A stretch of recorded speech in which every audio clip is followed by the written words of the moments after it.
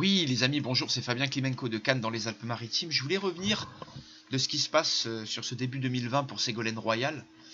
Et nous sommes, vous voyez là, le 12 janvier, 14 janvier, c'est là où elle a eu vraiment tous ces chamboulements avec le gouvernement Macron. Et comme vous le voyez, regardez en termes déjà de planètes rapides, en termes de planètes lentes justement, c'est assez intéressant de voir que Jupiter fait carré à Mercure.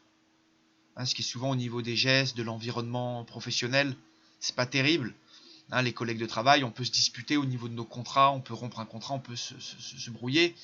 Et là, cette conjonction Saturne-Pluton, qui est pas facile, qui fait carré justement à sa conjonction Saturne-Neptune. Ça, c'est vraiment des aspects très contrariants.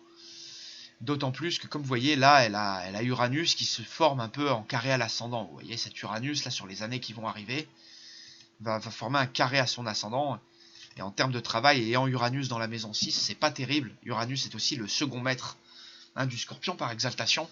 Donc c'est vrai qu'Uranus gouverne son travail, comme Pluton d'ailleurs.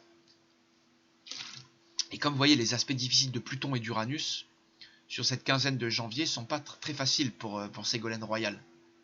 D'autant plus que, comme vous voyez, Mars fait un carré à son Mars. Hein, ça, c'est jamais facile pour l'action, ce qu'on veut faire. Alors, les crises de nerfs, les irritations, les disputes, les bagarres. Vous voyez, l'action, généralement, n'est pas favorisée. Et souvent, les actions sont brutales et ça peut mener à de la casse. D'ailleurs, Theresa May avait démissionné, il me semble, également sous un carré de Mars. Vous voyez, Vénus fait opposer à son Pluton et à sa Vénus. Donc, en ce moment, c'est pas facile pour la séduction, plaire. Vous voyez, cet aspect, vous voyez, Vénus...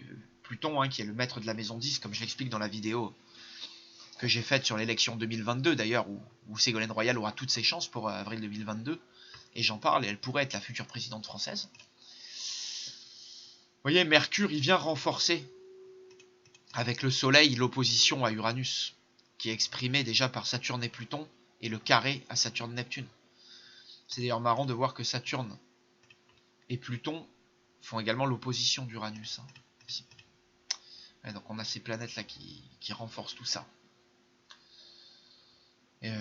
Ensuite, bon, Neptune justement fait un trigone à son milieu du ciel, bon, pas trop notable, un peu moins notable que les autres aspects, mais ça peut faire passer la pilule. Et vous voyez là, la Lune transite sa maison 7, ce qui est souvent peut amener des perturbations. Vous voyez là, elle fait sa nouvelle lune mensuelle, le 16 là, vous voyez, au moment où je fais cette vidéo.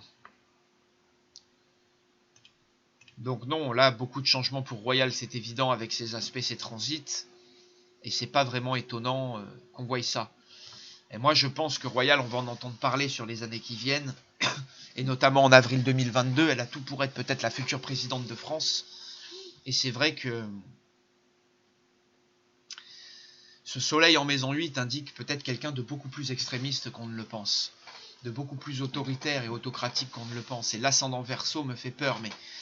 J'expliquerai cela peut-être dans une autre vidéo, mais c'est vrai que je me méfie de Royal. Elle pourrait être quelqu'un, une présidente très caractérielle et très autoritaire et détruire toute l'égalité et tout ce qu'on a connu de la 5ème République. C'est bien possible d'ailleurs. Elle a le Saturne-Neptune sur le nœud nord de la 5ème République d'ailleurs.